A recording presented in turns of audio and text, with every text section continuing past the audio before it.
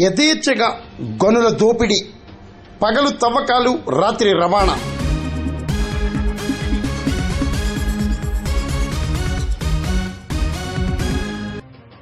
కాకినాడ జిల్లా పెద్దాపురం మండలంలో యథేచ్ఛగా గనుల దోపిడీ కొనసాగుతుంది.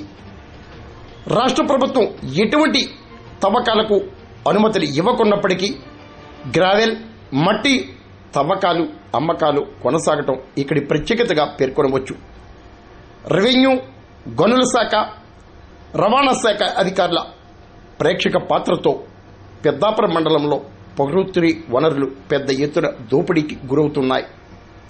పగలు పెద్ద ఎత్తున తవ్వకాలు సాగిస్తూ రాత్రి వేళ లారీలు, ట్రాక్టర్లతో రవాణా సాగించడం ఈ మండలంలో నిత్యకృత్యంగా మారింది.